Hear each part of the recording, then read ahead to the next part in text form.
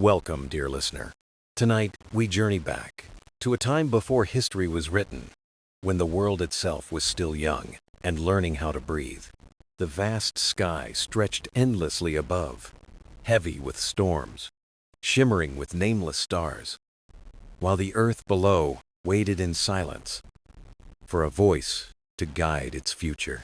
Mountains rose like proud pillars, seas whispered secrets to the shore, and in every shadow of creation, a deep and timeless mystery lingered. It was in this ancient world that one presence emerged, a figure whose power would echo for centuries: Zeus, the mighty king of the gods. But this is not only a tale of thunder and lightning. It is a story of balance, of justice, of love, and of the fragile link between heaven and earth. Through gentle storms and rolling clouds, through guidance and warnings, Zeus shaped not just the destiny of gods, but also the lives of mortals who looked upward. In this journey, we will walk through his reign not through battles or blood, but through meaning, myth, and the whispers of eternity. So lean closer. The fire is lit, the night is still, and the story of Zeus begins now. Close your eyes and imagine a sky without a king. The world is raw, unshaped, trembling with its first heartbeat. A child is about to be born beneath that vast sky. That child is Zeus, destined to carry storms and balance heaven itself. His story begins in whispers, hidden away on the island of Crete, safe from the eyes of danger. His father, Cronus, feared a prophecy and swallowed his children one by one. When Zeus was born, the world seemed to hold its breath for what would come next. But this is not a tale of darkness. It is a tale of protection, of hope, of a mother's courage. Rhea carried him across the sea to Mount Ida in secret. There, in a cave deep in the mountain, Zeus first drew breath. No palace of marble, no throne of gold. He was cradled in the arms of nature itself. Gentle nymphs became his guardians. They fed him honey, sweet as life, and milk from Amalthea, the divine goat whose presence was a blessing to the infant god. Honey was more than food. To the ancients, it was strength, immortality, a gift from the earth. Every drop carried a promise for the child's future. But how could this secret be kept from Cronus? The answer was sound. The Curetes, his protectors, danced around the cave, clashing shields and spears in rhythm. Their music thundered across the mountains. The cries of the child became hidden in echoes of drums and bronze. The noise was not battle, it was festival. It was song. Picture the cave alive with flickering firelight. Nymphs laugh softly. Bronze rings in the air. A child breathes in rhythm with music, safe and unseen. This was not survival through violence. It was survival through harmony. Nature, spirits, and guardians all wove their gifts together to shield the boy. The mountain gave shelter. The goat gave nourishment. The nymphs gave love. The Curetes gave music. Together they created a cradle of safety and devotion. Zeus grew in secret strength. He listened to thunder above and felt it as familiar. He watched rain fall and smiled, as though the sky itself whispered to him. Each moment carried meaning. Honey gave sweetness and strength. Milk gave divine nourishment. The cave wrapped him in mystery and the silent promise of destiny. The boy grew, and though not yet crowned, the heavens seemed to wait for him. Fate was weaving its threads, all leading toward his future reign. We think of Zeus as a god of lightning, but before Olympus there was only a child in a cave, nurtured by love and guarded by song. His story began not with thunder, but with quiet strength, quiet care, and the certainty that destiny was patient. The king of the gods came into the world not in conquest, but in secret, protected by those who believed in him, cradled by earth itself. The reign of Zeus began long before the throne. It began in stillness, in music, in the hands that kept him safe. From this, his true story unfolds. When Zeus opened his eyes, the sky leaned closer. Though hidden in a cave, his destiny was written above him, among the clouds and endless blue. From his earliest days, the heavens spoke in whispers. Thunder rolled like a lullaby. Lightning danced like fleeting smiles across the walls of his hidden home. Most children would have feared the storm, But Zeus felt it as a companion, sometimes fierce, sometimes gentle, always familiar, always near. The ancients believed the elements carried meaning. Thunder was authority. Rain was blessing. Lightning was the divine hand, reaching into the mortal world. For Zeus, these were not distant forces. They were reflections of what he was becoming. The storm was not outside him, it was within him, waiting. As he grew, he understood that the sky was alive. It carried messages, warnings, and promises. To him, the storm was a language he could already speak. Every rumble told him, "You are ours. You belong here. You are the voice of the heavens." The clouds themselves seemed to call his name. And so, he became the thunderer. His voice resonated like the sky itself. When he spoke, air trembled not with fear, but with recognition. But true power is not only strength, it is balance. The sky could unleash storms, yet it could also pour gentle rain to bless the fields and nourish life. Zeus grew to embody both sides. He was storm and calm, warning and blessing. His destiny was to carry balance within the vast heavens. The Greeks looked to the sky with awe and trust. When clouds gathered, they believed Zeus was speaking, sometimes stern, sometimes kind, but always present.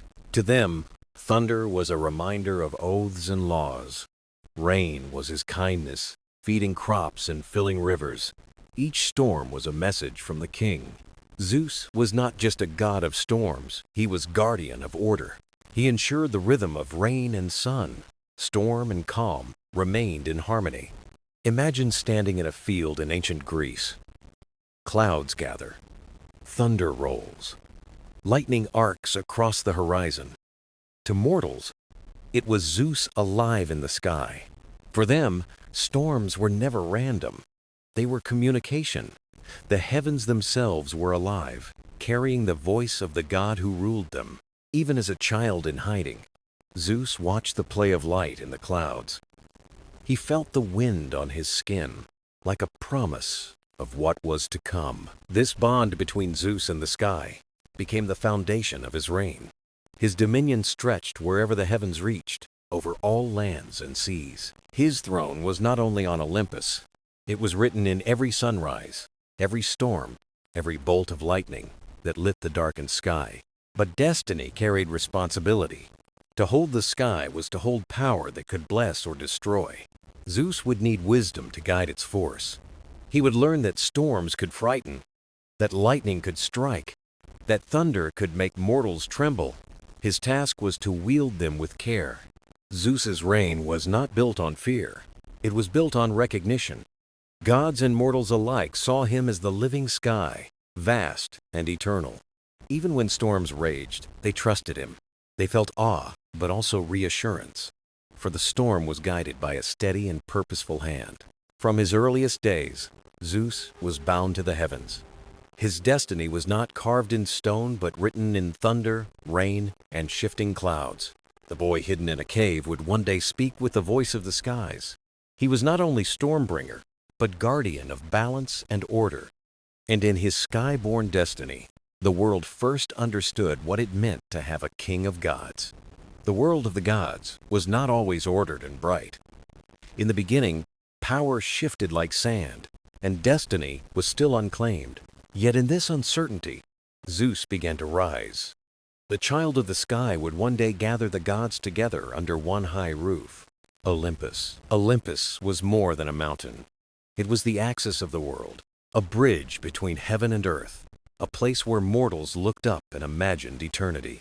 Its peaks were wrapped in clouds, veiling mysteries only gods could know. But in those early days, Olympus was empty, waiting for voices to fill it. Zeus, growing in strength, sensed this destiny. He was not meant to rule in solitude. The sky was vast, but it was not enough to hold his vision. He longed for harmony, a gathering, a council, a place where divine beings could speak, debate, and share in the weaving of fate. This longing was not ambition alone. It was balance. Just as storms are tempered by rain, power too must be tempered by counsel and listening. And so the gods came, drawn to him not by fear, but by recognition. Each brought gifts, voices, and presence to the mountain of clouds. Hera stood beside him with her guardianship of vows. Poseidon brought the depth of seas. Hades carried the silence of the underworld. Athena arrived radiant with wisdom. Apollo with music and light. Artemis with the hunt. Demeter with the cycles of earth. Together they formed not just a family, but a chorus of divine power. Olympus, once silent, now rang with life and purpose. Zeus was at the center, but he was not alone. He gave space, he listened, he guided. And in that, Olympus became more than a throne. To mortals below, the sight of clouds around Olympus was awe. They imagined halls of gold, laughter, feasts, and debates shaped by thunder. Olympus became a council fire, a place where destiny was spoken, where divine voices wove together the future of the world. This was the genius of Zeus. He did not stand apart. He gathered. He united. He gave gods a home and mortals the comfort of order. Unity did not mean silence. Olympus was alive with debate. Hera's wisdom clashed with Poseidon's pride. Apollo's songs rose against Artemis's wildness. In these arguments lay the council's strength. Diversity was not weakness. It was harmony in motion, a chorus guided by balance. Above all, Zeus stood as conductor, not silencing, but shaping. When storms of conflict rose, his thunder reminded them of focus, not fear. Mortals found comfort in this. They prayed to many gods, but knew Olympus was whole, guided by one hand and one sky. Zeus had risen not just as king, but as unifier. He gave the gods a shared home and gave mortals hope through the vision of harmony. Olympus became eternal. Its peaks touched the heavens, its roots held the earth, and within it, God shaped the fate of all creation. At the center was Zeus, not a tyrant, but a builder of unity, the one who turned a mountain into a kingdom of voices and light. The rise of Olympus was not conquest, it was gathering, it was harmony. It was the moment Zeus's reign truly began. The image of Zeus is never complete without the thunderbolt. It was more than a weapon, it was a symbol, a sign of power and of the crown he came to wear. In the early days, chaos lingered. Storms rolled unpredictably. Thunder roared, lightning cracked, rain fell without rhythm. Mortals prayed for guidance in the dance of the heavens. Zeus answered not with conquest, but with understanding. The storm had always been there. He listened, he spoke its language, and he guided it with purpose. The thunderbolt became his bond with the skies. It was not destruction, it was clarity. It was law shaped in light, a bridge between wildness and divine order. The Cyclopes forged it. They gave it not as a tool of war, but as recognition. This belongs to you. Only you can carry it. When Zeus first held the lightning, the skies quieted. The clouds stilled in awe, and the heavens themselves seemed to bow before his hand. The thunderbolt was clarity, decision, justice. To cast it was not rage, it was judgment, a stroke of certainty against confusion and disorder. And so, the crown followed. Not of gold alone, but of trust. For a true king is crowned not by ornaments, but by those who believe in his guidance. The thunderbolt showed he could command the storm. The crown showed he could guide gods and mortals alike. Strength and wisdom became inseparable. Mortals looked upward and saw this balance. Lightning was his voice, thunder his command. Not always anger, sometimes warning, sometimes protection, sometimes reassurance. For gods as well, the thunderbolt was reminder. Even the proudest bowed to its glow. Zeus used it sparingly, not to silence, but to focus the council. Imagine a night in ancient Greece. Lightning splits the sky. Mortals whisper, Zeus is watching. Awe and comfort rise, knowing the storm is guided. The crown was not distance, it was connection. To be king was to be servant, to justice, to the sky, to the fragile balance between heaven and earth. Zeus's reign was not solitary rule.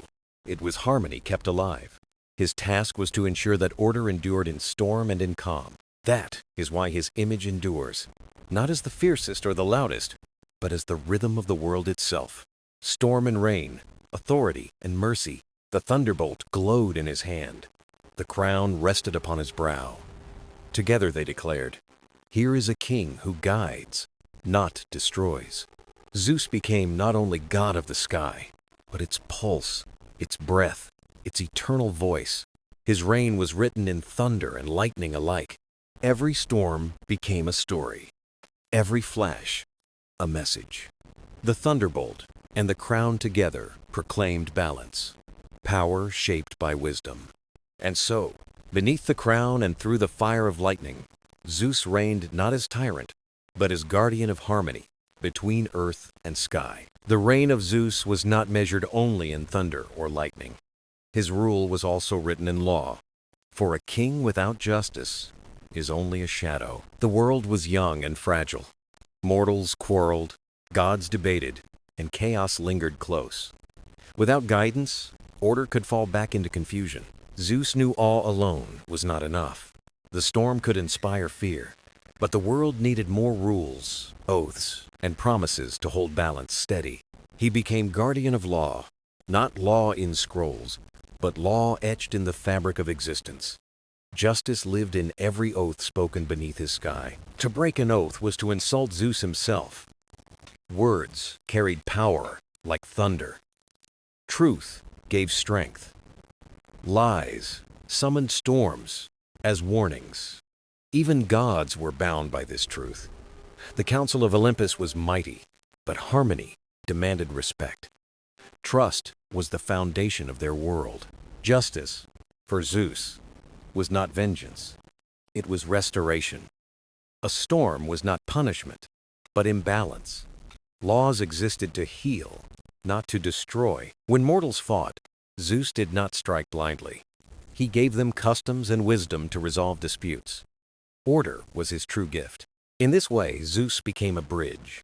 He connected heaven's rhythm with mortal life, guiding both through the same balance. A farmer sowing seeds, a sailor praying to the sea, a judge weighing a case, all felt the presence of Zeus in their work. He was also protector of strangers and travelers. Hospitality was sacred. To turn away a guest was to defy Zeus himself. Imagine a weary traveler arriving at a home. Bread is offered, water poured, rest given. In that kindness, Zeus was present. His law lived not in speeches, but in simple acts. Every shared meal, every open door, was part of the harmony he protected. The laws of Zeus were not about control. They were about rhythm seasons turning, families bound, communities built on trust. Yet laws carried consequences. A broken oath, a betrayal, a forgotten duty. These brought storms, not from cruelty, but to awaken memory. His thunder reminded all that harmony was fragile.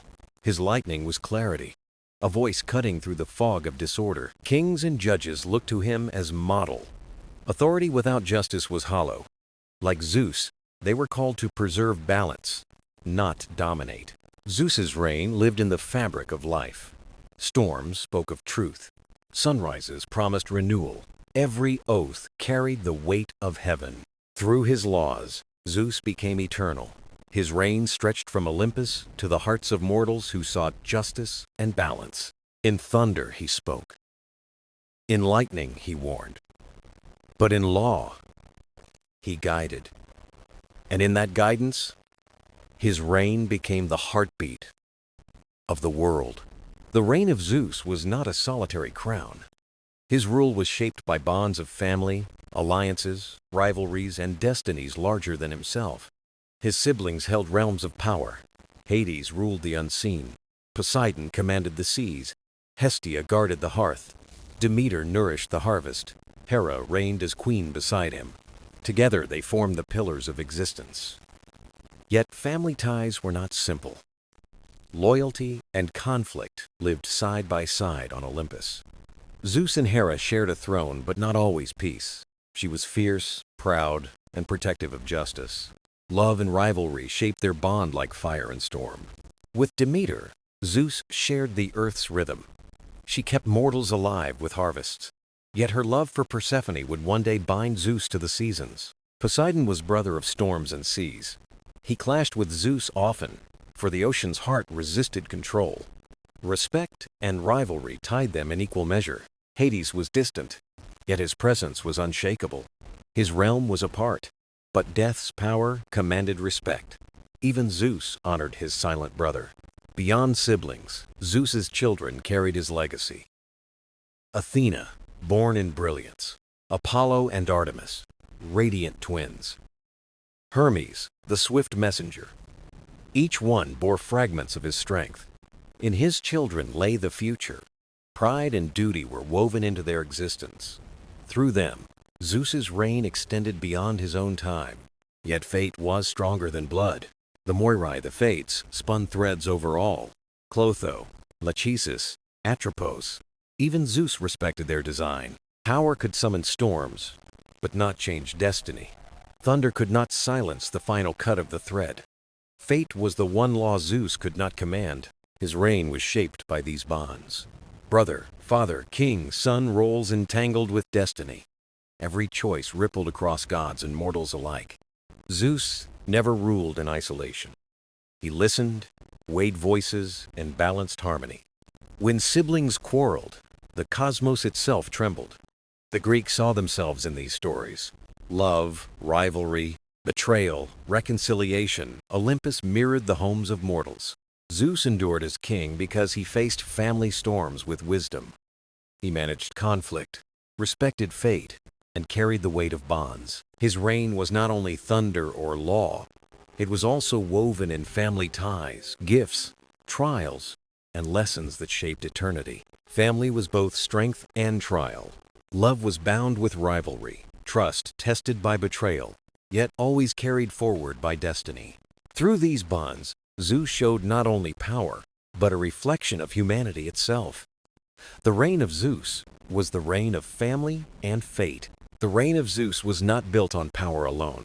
It thrived through divine gifts, blessings of spirit, knowledge, and beauty that shaped mortal life. Each god carried a spark of creation. Together, their blessings colored the world. Zeus, as king, guided and united these gifts into harmony. Athena gave wisdom. She taught mortals strategy, weaving, and thought over force. Her gift showed that reason was a greater weapon than any blade. Apollo gave harmony. His lyre sang across mountains. His light healed and inspired dreams. Each sunrise was his reminder of truth and renewal. Artemis gave reverence for the wild. She guarded forests and creatures, teaching mortals respect for nature's balance and the freedom of the untamed. Hermes gave connection. He carried words, trade, and messages between lands. His blessing was movement, the thread that bound distant hearts together. Demeter gave nourishment. From her came the harvest and the bread of life. Her generosity taught that survival was care for the earth, not conquest. Hephaestus gave craft. His forge shaped tools, homes, and temples. His gift was creation, turning raw earth into works of beauty and strength. Aphrodite gave love, not only passion, but tenderness that bound mortals in unity and joy. Her gift softened hardship with affection and grace. Dionysus gave celebration. Wine, dance, and laughter were his blessings. He reminded mortals that life was not only duty, but also joy and delight. Poseidon gave the seas bounty.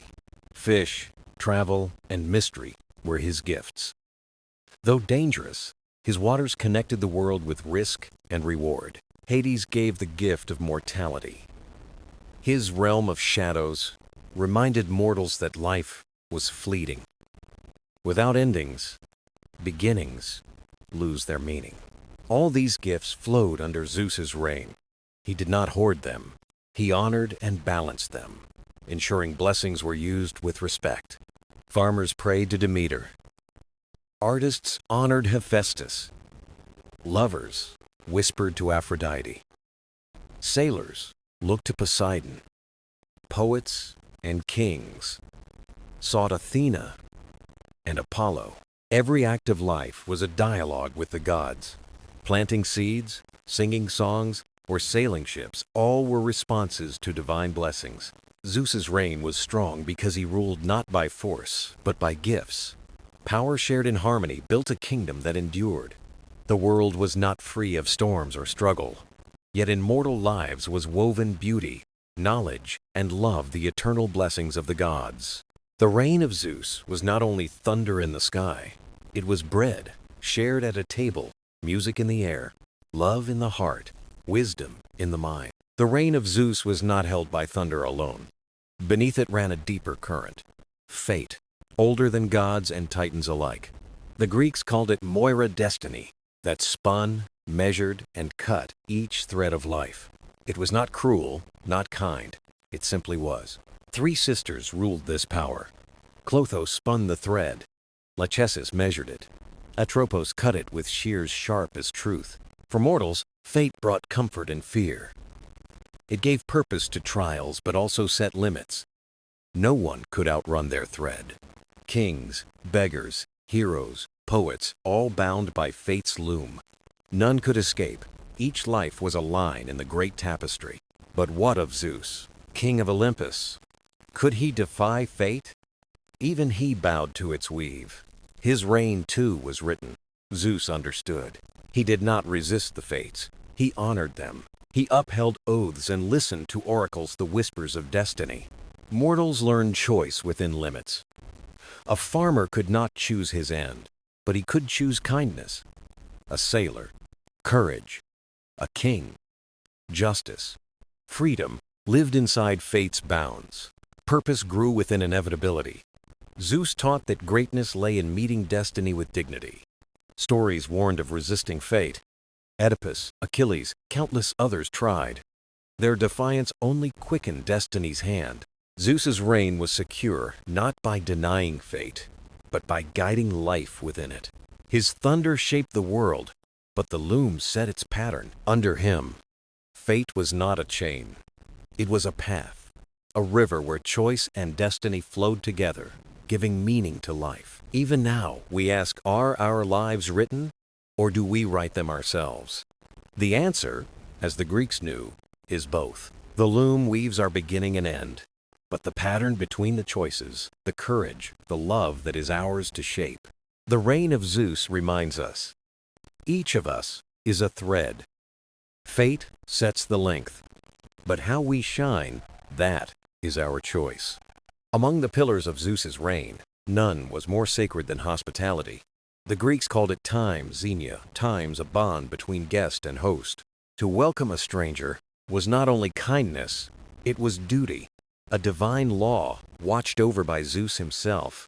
Travel was long, roads were harsh, and strangers often knocked at distant doors. Under Zeus's reign, the door was opened. Zeus was called times Xenios asterisk, protector of strangers. He rewarded kindness. He punished betrayal. Hospitality was strength, not weakness. The gods often tested mortals. Zeus or Hermes might appear in disguise, knocking at a humble cottage or a grand palace. Often, the poor proved more generous than the rich. A cottage with little gave freely. A palace with plenty closed its gates. The tale of Baucis and Philemon told this truth. Two elders welcomed strangers, who were Zeus and Hermes in mortal form. Their table never emptied. Their wine bowl refilled itself. For their kindness, they were spared. Their hut turned into a temple. This was the lesson of Zeus Xenios. Hospitality was sacred, a bridge between gods and mortals, between strangers and friends. Hospitality also meant safety. A guest under a roof could not be harmed. To betray a guest was to betray Zeus himself. Even enemies, once welcomed, shared food and drink before conflict returned. Such was the power of Xenia, it stood above fear. The rituals of welcome reflected this truth. Hands washed, bread broken, wine poured, each act carried reverence for Zeus. Zeus's reign was not only thunder and justice, it was hearth and shelter. It was generosity shared with the unknown traveler. Hospitality taught that strangers could become friends, that kindness could open doors to blessings unseen. Even now, Xenia lives on. When we welcome, when we share food, when we shelter those far from home, we honor Zeus Xenios. Strength is not only in power, it is in generosity. To share bread, to open a door, to treat a stranger as kin, that is Zeus's reign. Justice was the heartbeat of Zeus's reign. To rule was not only to command the skies, but to guard fairness and order. The Greeks believed justice was divine, woven into the fabric of the cosmos itself. To live unjustly was to break harmony. To act justly was to move in rhythm with the eternal order. At the center stood Zeus Dikaios, Zeus the Just. He was not only a king, but a guardian of fairness. By his side stood Themis, goddess of law, and Dike, spirit of justice among mortals. Mortals prayed to Zeus before trials. They swore oaths in his name, knowing false words invited his wrath. Zeus's thunder was more than a weapon. It was a warning that no deceit could escape the sky. But justice was not only punishment, it was balance, protecting the innocent and restraining the guilty. A society without justice was chaos, and chaos was the enemy of Zeus's reign. Tyrants who ignored justice fell from power. Kings who honored it found their cities blessed and strong. Justice was never simple. What was fair to one could seem cruel to another. The scale had to be balanced. Mortals lived by this truth. Merchants weighed goods honestly. Families settled disputes with fairness. Even heroes were measured by justice. Achilles faltered when wrath blinded him. Odysseus gained favor by honoring oaths. The reign of Zeus was strongest not in storms, but in silence when promises were kept and fairness prevailed. Justice was the true bond between gods and mortals, the rhythm that kept the world from disorder. Zeus was not only the enforcer of justice, he was its guardian, ensuring fairness endured beyond generations. Even now, the echo of Zeus Dikaios lingers. Each time we demand fairness, we honor his reign. The reign of Zeus was, at its heart, the reign of justice.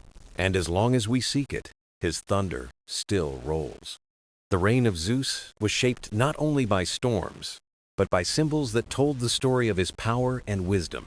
At the heart of these symbols was the thunderbolt, forged by the Cyclopes, bright and unstoppable. When lightning split the sky, mortals felt fear and reassurance, knowing justice still ruled. The thunderbolt was truth itself, sudden, brilliant, and impossible to deny. But Zeus was more than storm. By his side perched the eagle, proud, sharp-eyed, soaring higher than all. The eagle symbolized vision, freedom, and dominion, reminding mortals that true rule inspires, not cages. When its shadow crossed the earth, people believed Zeus himself was watching. Another sacred symbol was the oak tree, its roots deep, its branches reaching the heavens. The oak represented endurance, wisdom, and stability, unshaken by time or storm. At Dodona, priests listened to oak leaves whisper, believing Zeus spoke through their rustling. This showed his voice was not only in thunder, but also in silence and nature's breath. The scepter, too, was a mark of his reign, steady, guiding, and filled with responsibility. It stood not for chaos, but for order and law, the trust of a leader to his people. His throne upon Olympus was more than a seat. It was a vision of time and fate. From there he saw gods, men, and destinies unfold with patience and clarity. Each symbol told a story. Thunderbolt for truth, eagle for freedom, oak for endurance, the scepter for law and responsibility, and the throne for vision and perspective. Together they painted the portrait of Zeus, more complete than words alone could ever do. Mortals carved these symbols beside his statues, for they were part of his very essence. Behind each symbol lay a lesson, a way to hold power with balance and care. The thunderbolt taught justice. The eagle taught freedom. The oak taught wisdom. The scepter taught responsibility. The throne taught vision and patience. Through these truths, Zeus's reign was more than storms. It was order, strength, and guidance. Mortals lived by these lessons too, finding them in daily life. Farmers trusted the oak's roots. Leaders admired the eagle's watchful flight. Judges invoked the thunderbolt when seeking fairness and truth. These symbols were not ornaments. They were living reminders of Zeus's role. They grew with him, shaping both his story and the lives of those who honored him. When lightning flashed, when an eagle soared, when an oak stood strong, mortals felt his presence. Through these symbols, his reign remained eternal, carved into earth and sky alike. The reign of Zeus was written not only in myth, but in thunder, wings, roots, and law. It endures still, carried by symbols that continue to speak across ages. The reign of Zeus was shaped not only by storms, but by symbols that told the story of his power and wisdom. At the heart of these symbols was the thunderbolt, forged by the Cyclopes, bright and unstoppable. When lightning split the sky, mortals felt fear and reassurance, knowing justice still ruled. The thunderbolt was truth itself, sudden, brilliant, and impossible to deny. But Zeus was more than storm. By his side perched the eagle, proud, sharp-eyed, soaring higher than all. The eagle symbolized vision, freedom, and dominion, reminding mortals that true rule inspires, not cages. When its shadow crossed the earth, people believed Zeus himself was watching. Another sacred symbol was the oak tree, its roots deep, its branches reaching the heavens. The oak represented endurance, wisdom, and stability, unshaken by time or storm. At Dodona, priests listened to oak leaves whisper, believing Zeus spoke through their rustling. This showed his voice was not only in thunder, but also in silence and nature's breath. The scepter, too, was a mark of his reign, steady, guiding, and filled with responsibility.